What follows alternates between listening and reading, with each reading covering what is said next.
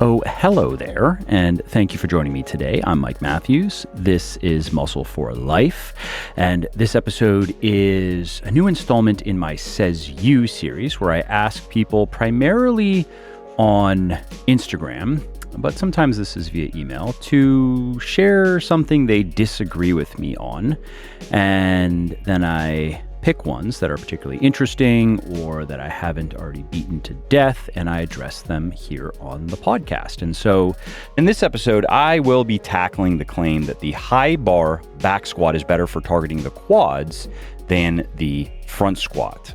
Before we sink our teeth into it, if you like what I'm doing here on the podcast and elsewhere, then you will probably like my award-winning fitness books for men and women of all ages and abilities, which have sold over 2 million copies, have received over 15,000 4- and 5-star reviews on Amazon, and which have helped tens of thousands of people build their best body ever. Now, a caveat, my books and programs cannot give you a lean and toned Hollywood body in 30 days, and they are not full of dubious diet and exercise hacks and shortcuts for gaining lean muscle and melting belly fat faster than a sneeze in a cyclone, but they will show you exactly how to eat and exercise to lose up to 35 pounds of fat or more if you need to lose more or want to lose more, and gain eye-catching amounts of muscle definition and strength. And even better, you will learn how to do those things without having to live in the gym, give up all of the foods or drinks that you love, or do long, grueling workouts that you hate. And with my books and programs, you will do that. You will transform your physique faster than you probably think is possible, or I will give you your money back. If you are unsatisfied with any of my books or programs, the results, anything, for whatever reason, just let me know and you will get a full refund on the spot. Now, I do have several books and programs, including Bigger, Leaner, Stronger, Thinner, Leaner, Stronger, and Muscle for Life. And to help you find the one that is right for you, I created a short quiz that asks about your goals and circumstances and then recommends the book and program that will help you the most. So to take the quiz, go to muscleforlife.show/book quiz, muscleforlife.show/book quiz.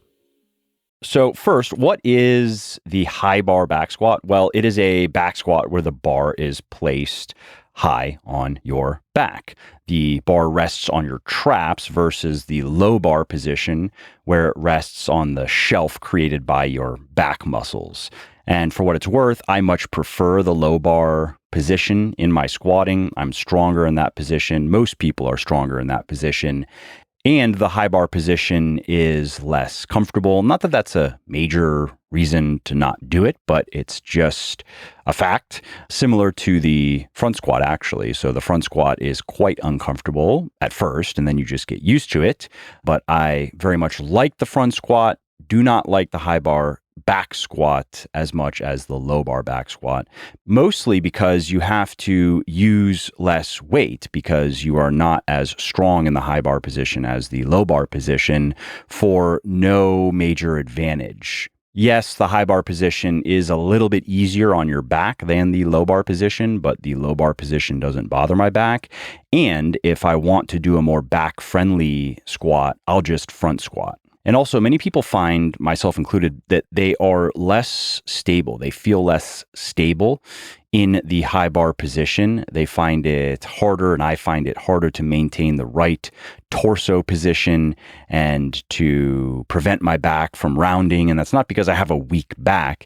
It's just a limitation of the high bar position. So anyway, coming back to the matter at hand here, the high bar back squat versus the front squat. So I just described the high bar position.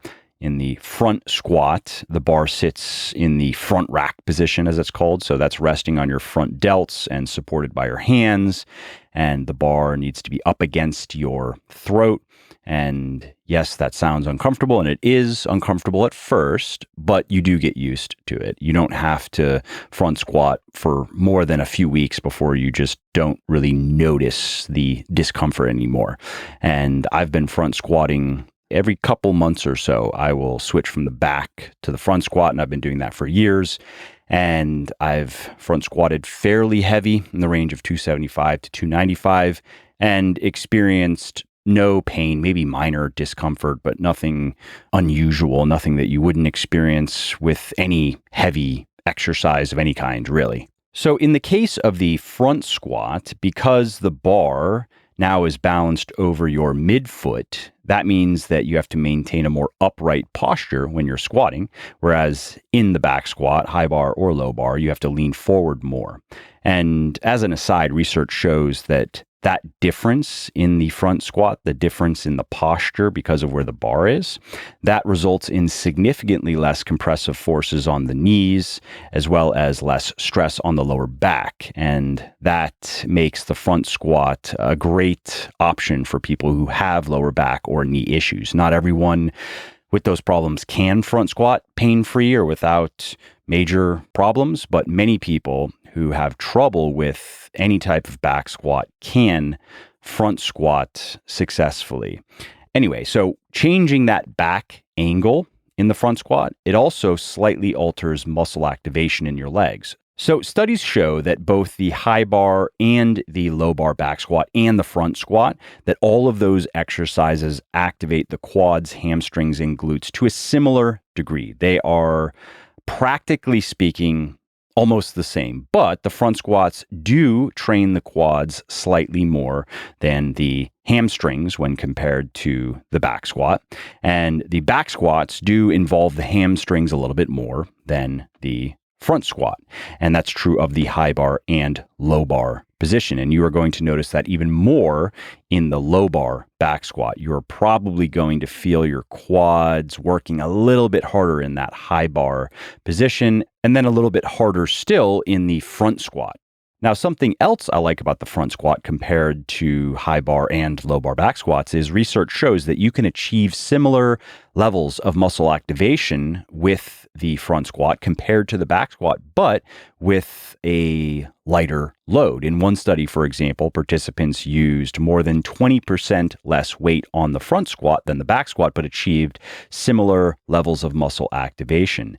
And so what that means is you can get the same training stimulus for building muscle, for gaining strength from front squatting with less weight than you can with the back squat.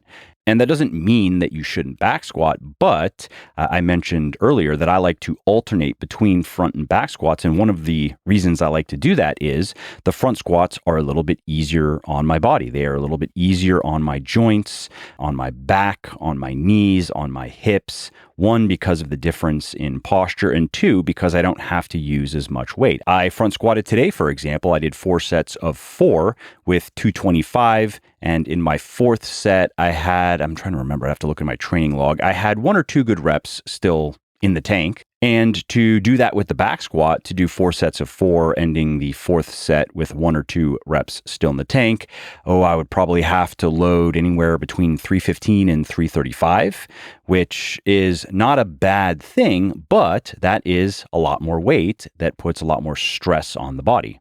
And so anyway, the key takeaway here is the high bar back squat does train the quads a little bit more than the low bar back squat. The low bar position involves the hamstrings a little bit more, and the front squat involves, or it trains, the quads even more than the high bar back squat. But practically speaking, if we are looking at muscle activation levels in the key muscle groups that we are trying to train when we squat, when we do any kind of squat, all 3 variations are more or less the same in terms of muscle activation. So if you like the high bar position more than the low bar position, and some people like the high bar position more simply because the low bar position is very uncomfortable for them. For example, some people don't have enough shoulder mobility to comfortably get into a proper tight low bar position, and so they prefer the high bar position even if they have to use a little bit less weight. That's totally fine. You don't have to low bar squat, just as you don't have to high bar squat or front squat. Find which of those variations you like the most and stick with it. Now, I do like alternating between the back squat and the front squat. I don't like to do either one of those for too long. I'll do one for 3 or 4 months, and then I will do the other. And the reason for that is I've found that I make the best progress that way while also avoiding repetitive stress injuries. So when you get stronger and you are doing the same exercise, the same movement pattern for long periods of time, 6, 7, 8+ months, and you're doing an exercise that involves a lot of weight, at least, relative to your body weight, the chances of developing a repetitive stress injury go up. Chances are something will start bothering you. Maybe it's going to be your back or your hip or your knee. And then when that happens, the only effective way to get rid of the RSI, the repetitive stress injury, is to basically stop doing whatever is aggravating it. You have to bring the aggravation level down to maybe a 1 or a 2 out of 10. If you are consistently doing things in the gym that are, let's say, at a 5 or 6 out of 10 or worse, then the RSI not only doesn't go away, it actually usually just gets worse. And so what that means then is, let's say you are back squatting for a year straight, and now your knee is kind of just hurting all of the time.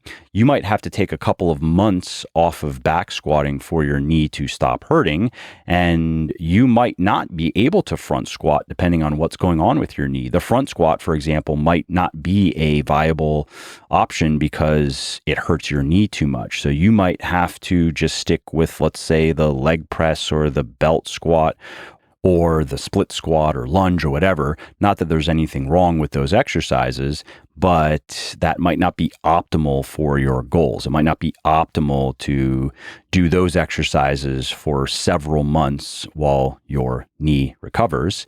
And chances are that you will have to use a bit less weight than you normally would on those exercises if your knee is hurting, for example. And so then one of the ways to prevent that from happening is to change up your exercises every couple of months, change those movement patterns. And the movement patterns that you are switching from and to can be very similar, but just not the same. Think back squat to front squat. Similar, but not the same. Enough of a change, though, that it could prevent that previous scenario that I laid out. And so lastly, I'll say some people do like to vary between the high bar and low bar back squat and front squat. So they will high bar back squat for a couple of months, and then they will low bar back squat for a couple of months, and then front squat for a couple of months. Some people like to throw in the safety bar squat. I like that variation as well. And I think that's totally fine. That approach works. I don't do it that way only because I just don't like the high bar squat. The low bar squat feels great to me. The high bar just never did. And so I skip it. I go from low bar back to front or to safety bar and then back to low bar back. Well, I hope you liked this episode. I hope you found it helpful. And if you did, subscribe to the show because it makes sure that you don't miss new episodes. And it also helps me because it increases the rankings of the show a little bit, which of course then makes it a little bit more easily found by other people who may like it just as much as you. And if you didn't like something about this episode or about the show in general, or if you have ideas or suggestions or just feedback to share, shoot me an email, mike@muscleforlife.com, muscleforlife.com, and let me know what I could do better or just what your thoughts are about maybe what you'd like to see me do in the future. I read everything myself. I'm always looking for new ideas and constructive feedback. So thanks again for listening to this episode, and I hope to hear from you soon.